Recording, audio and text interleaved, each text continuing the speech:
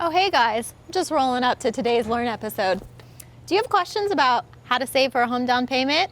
Stay tuned. I'm going to answer that question for you.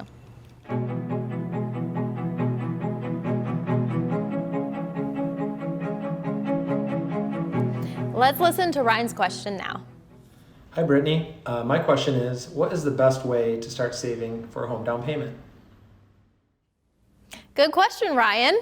I love that you're thinking about saving for a home down payment and buying a home. That's very exciting. So let's break down this question because I think a lot of people have this question but are unfamiliar with the steps that actually go into buying a home. So the first thing you want to do is actually review your current budget. This will give you a better idea as to how much you can truly afford in a mortgage payment every month. So typically in financial planning, the rule of thumb is 30% of your gross income per month should be allocated towards housing costs. So in this case, it would be your mortgage payments, utilities, property insurance, any HOA, those sorts of things. So look at the current numbers and see what does that actually mean for you based on your current budget. The next thing you want to do is then start saving for a down payment. So I always suggest that people just open up some sort of high yield savings account, label it home down payment, and review your budget and just start adding money into it. So you might determine you could add, let's say $100 for now, even though you're going to need to be more aggressive. Just start the system. The best way to save money is just set it up automatically. Start the system of saving, even if it's not the full amount needed for the home down payment goal. At least you're building the system and you're building the habit of saving regularly, and you could always increase it as cash flow improves.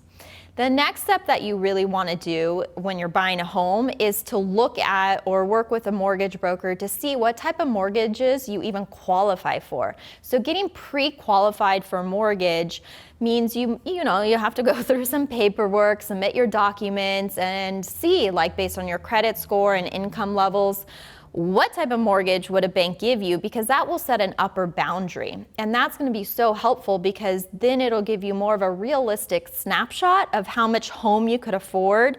And then you could reverse engineer and see what does that mean for a mortgage, and does that fit into the budget that you talked about or reviewed, and make sure that you're not going to be stretching yourself too thin with that mortgage payment every month. So that's going to be super helpful and an important step. So once you have that, then you'll have a better idea as to how much you really need as a down payment. So typically the rule of thumb is, building up at least 20% down payment, which is usually a sizable amount, especially if you're buying in a big city like LA, New York, San Francisco. That could be like $50,000, $100,000 that you might need for this down payment based on the 20%. So here, don't get discouraged, but you have your home savings account set up already, and just see how can you add more money, or calculate how long will it take you to build up that down payment. And maybe there's other resources you can tap into. Sometimes family members might lend money for the down payment, or there's other investments that you want to look at and use toward the home down payment. But usually you keep the home down payment in some sort of savings account where it's liquid or it's pretty conservative, because you want that money to be there when it actually comes time to buying the home, which is maybe 2 years from now, 5 years from now, based on the calculations. And then finally, I would just suggest, once you have all of that lined up, stay the course. If it makes sense for you to start talking to a realtor now, do it. Or maybe you'll have to wait, a few years until you're really ready and more primed for the home. Then you could talk to the realtor then.